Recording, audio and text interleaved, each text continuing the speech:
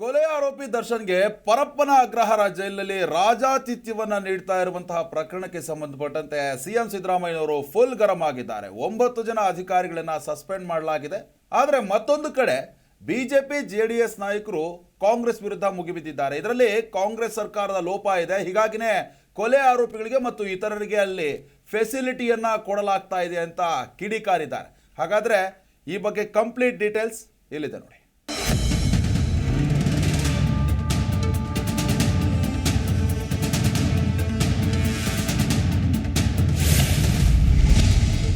ಜೈಲಿನಲ್ಲಿ ದರ್ಶನ್ಗೆ ರಾಜಾತಿಥ್ಯಕ್ಕೆ ಸಿಎಂ ಸಿದ್ದು ಗರಂ.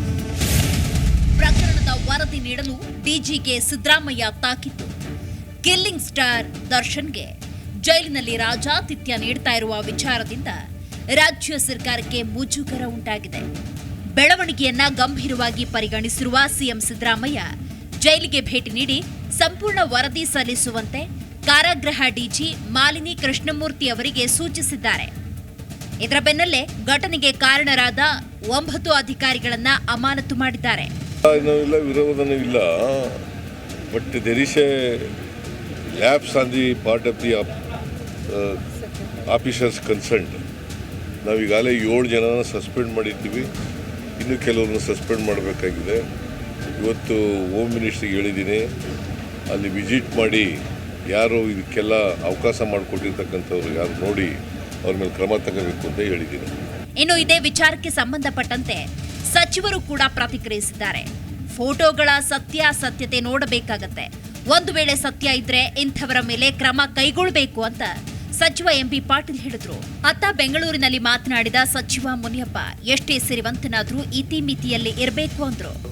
ಫೋಟೋ ಸತ್ಯಾಸತ್ಯನ ತಿಳ್ಕೋಬೇಕಾಗ್ತದೆ ಮತ್ತು ಇದನ್ನ ನಿಶ್ಚಿತ ಮತ್ತು ಸತ್ಯ ಅಂದರೆ ತುಂಬ ಸಹ ಅವ್ರ ಮ್ಯಾಗೆ ಯಾರು ಇದನ್ನೆಲ್ಲ ಇದು ಮಾಡ್ತಾರೋ ಅವ್ರ ಮ್ಯಾಗೆ ಆ್ಯಕ್ಷನ್ ತಗೋತೀವಿ. ಭಾಳಷ್ಟು ಕಡೆ ಇವತ್ತು ಕಂಪ್ಲೇಂಟ್ಸ್ ಬರ್ತಾ ಇದ್ದಾವೆ. ಹಿಂದೆ ಇದು ಮೊದಲೇ ಅಲ್ಲ, ಇವತ್ತು ಭಾಳಷ್ಟು ಕಡೆ ಕಂಪ್ಲೇಂಟ್ಸ್ ಬರ್ತಾ ಇದ್ದಾವೆ. ಹಿಂದೆ ನಾನೇ ಮೊನ್ನೆ ವಿಜಯಪುರದಲ್ಲಿ ಹೇಳಿದ್ದೆ, ಯಾರೊಬ್ಬರು ಇವರಿಗೆ ಈ ಥರ ನೀವು ಊಟ ಕೊಡುವಂಥದ್ದು, ಹೊರಗಿಂದ ಊಟ ಕೊಡುವಂಥದ್ದು, ಸರ್ವಿಸ್ ಮಾಡುವಂಥದ್ದಿಂದ ಅವ್ರು ಕೂಡ ಆಗ್ತದೆ ಅಂತೇಳಿ ಗೃಹ ಸಚಿವರು ಇದ್ದಾರೆ. ಗೃಹ ಸಚಿವರು ಅದನ್ನೆಲ್ಲ ನೋಡ್ಕೊಳ್ತಾರೆ. ಸನ್ಮಾನ್ಯ ಪರಮೇಶ್ವರ್ ಅವರು ಅನುಭವ ಇದೆ, ತಗೊಳ್ತಾರೆ. ಗೃಹ ಸಚಿವರು ಇದ್ದಾರೆ. ಗೃಹ ಸಚಿವರು ಅದನ್ನೆಲ್ಲ ನೋಡ್ಕೊಳ್ತಾರೆ. ಸನ್ಮಾನ್ಯ ಪರಮೇಶ್ವರ್ ಅವರು ಅನುಭವ ಇದೆ, ತಗೊಳ್ತಾರೆ. ಪರಪ್ಪನ ಅಗ್ರಹಾರ ಜೈಲಿನಲ್ಲಿ ಖೈದಿಗಳಿಗೆ ಪಂಚತಾರ ವ್ಯವಸ್ಥೆ ಕಲ್ಪಿಸಲಾಗಿದೆ. ದುಡ್ಡಿದ್ರೆ ಏನನ್ನ ಬೇಕಾದರೂ ಕೊಂಡುಕೊಳ್ಳಬಹುದು ಎಂಬುದು ದರ್ಶನ್ಗೆ ನೀಡಿದ ರಾಜಾತಿಥ್ಯಕ್ಕೆ ಸಾಕ್ಷಿ ಎಂದ ಕೇಂದ್ರ ಸಚಿವ ಎಚ್.ಡಿ. ಕುಮಾರಸ್ವಾಮಿ ಸರ್ಕಾರದ ವಿರುದ್ಧ ಕಿಡಿಕಾರಿದ್ದಾರೆ.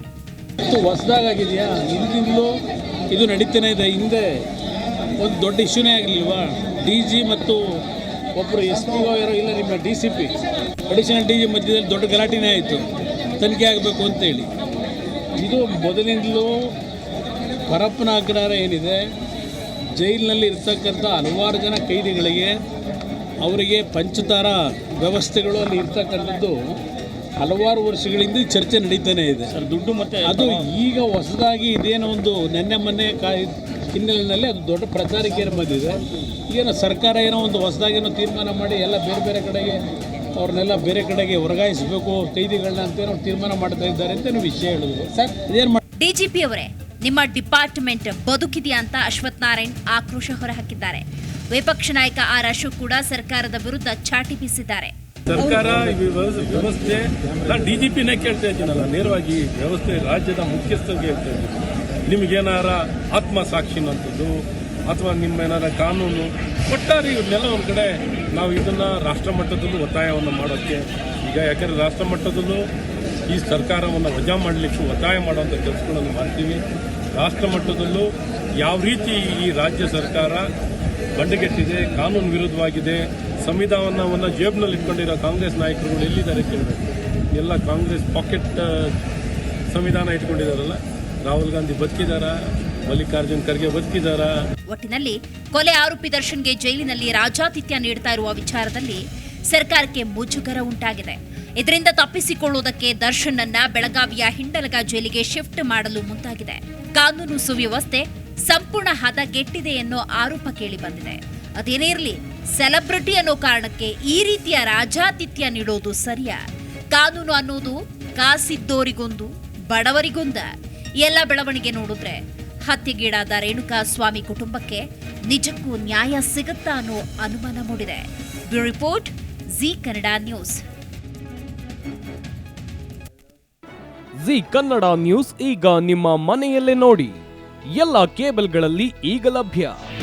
ನಿಮ್ಮ ನೆಚ್ಚಿನ ಜಿ ಕನ್ನಡ ನ್ಯೂಸ್ ಈಗ ಸನ್ ಡೈರೆಕ್ಟ್ ನಲ್ಲಿ number 292, Tata play number 1664, Jio TV number 1334, NXT digital number 30, in cable number 30, city networks 51, U digital number 162, GTPL number 17, Rockline telecommunications number 42, Shri Basaveshwara cable number 168, rural cable network 60, Vinayaka digital 57, Abhishek cable 821, city channel 53, Siddeshwara cable network 57, V4 digital Infotech 628, Surya digital networks 53, Gajanan digital number 836, Malnad infotech private limited number